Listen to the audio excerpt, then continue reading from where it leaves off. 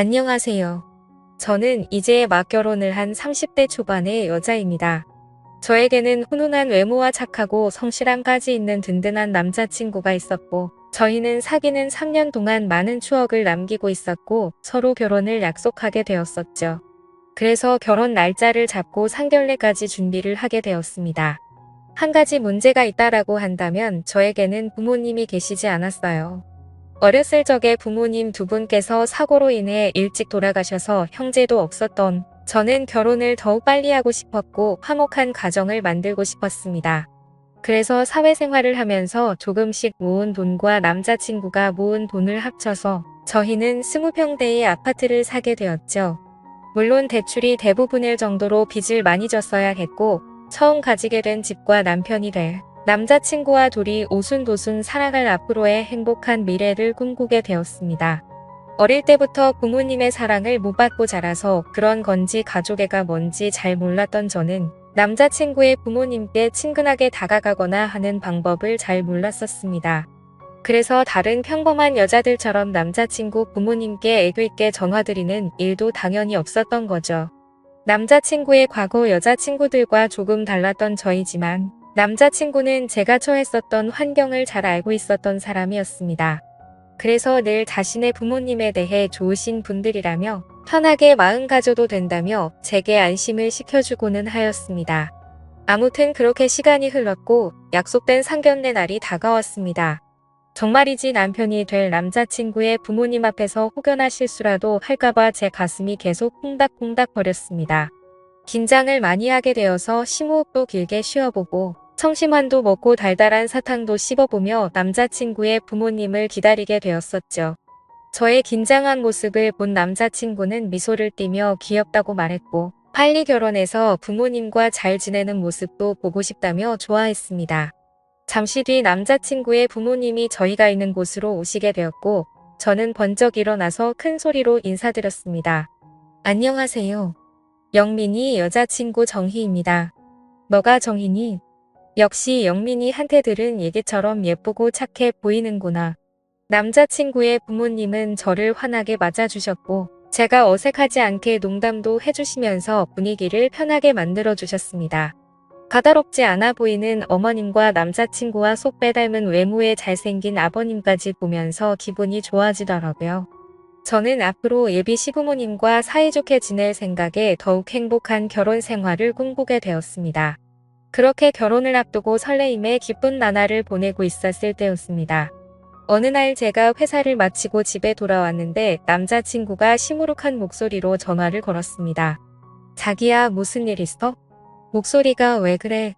그러자 남자친구는 나 할 말이 있는데 잠깐 들릴게. 괜찮지? 라고 말하더라고요.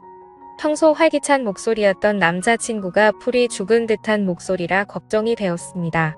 그런 적은 처음이었고 그래서 좋은 일은 아닌 것만 같아 불안한 기분이 들었습니다. 곧이어 남자친구가 제가 혼자 살고 있는 집에 들어왔습니다. 저희가 대출을 받아서 살 아파트에 우리 부모님도 모시고 살아야 할 것 같다고 하더라고요. 그게 무슨 말이야? 부모님은 살고 있는 집 있으시다고 하지 않았어. 사실은 아버지가 예전에 사업하시다가 빚이 생겼었는데 금액이 점점 커져버려서 집을 내놓으셔야 된다고 하셔. 미안해, 정희야. 사실 남자친구 목소리를 듣고 이별을 고하는 건 아닐지 너무 걱정했었는데 그건 아니어서 뭐든지 다 괜찮다고 생각이 들더라고요. 하지만 그럼에도 불구하고 솔직한 마음으로는 남자친구의 말을 듣고 당황하긴 했지만 애써 괜찮게 생각하려고 했습니다. 남자친구의 마음도 이해가 가고 시부모님들이 안쓰럽게 느껴지기도 했고 어렸을 때부터 부모님이 일찍 돌아가셔서 부모님의 품이 늘 그리웠던 저였던지라 시부모님과의 동거에 대한 설레임도 생기게 되었습니다. 그래서 대답했죠. 응, 그래, 괜찮아. 시부모님들 좋으신 분들 같고 같이 살다 보면 편해지고 즐거운 날도 많겠지. 그러자 남자친구는 이해해줘서 정말 고맙다면서 최대한 빨리 독립을 할 수 있게 자신이 노력하겠다며 평생 행복하게 해준다고 말하더군요.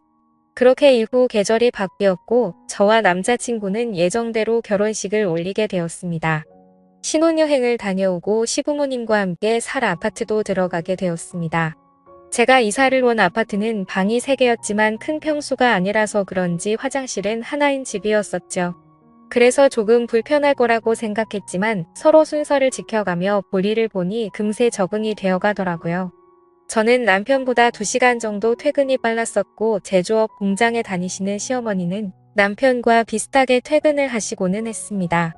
그런데 사업을 하시던 아버님은 그때 당시 사업이 망해서 그랬던 건지 건강이 많이 안 좋아져서 집에만 계신 지 오래된 상태이셨고 어머님만 일을 하고 다니셨던 사실을 제가 알게 되었습니다. 그래서 제가 퇴근을 하고 집에 들어오면 아버님이 거의 집안에 계셨습니다.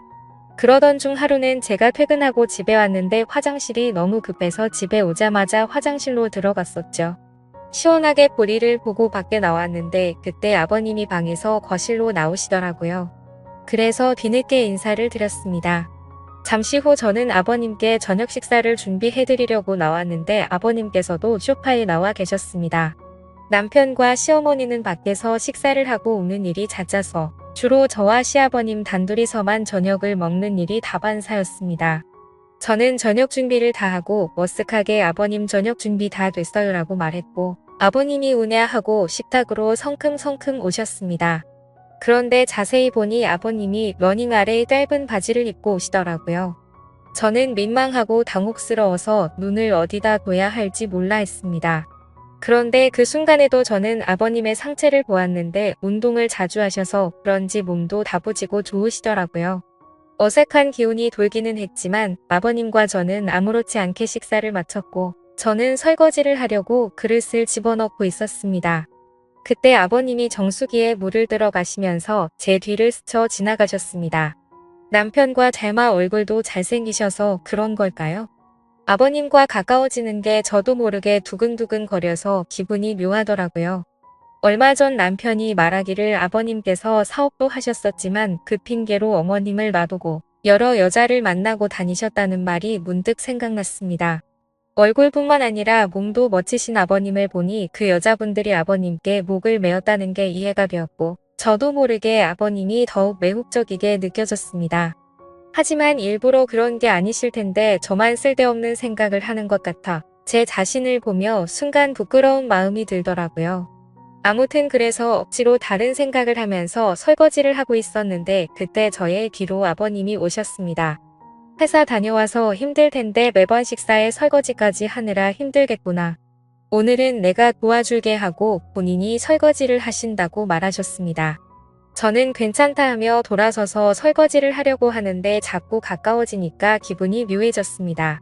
순간 저희 둘은 눈이 마주쳤고 정적이 흐른 후 말도 안 되는 실수를 저지르고야 말았죠. 아버님은 다부진 몸처럼 과격한 남자였습니다.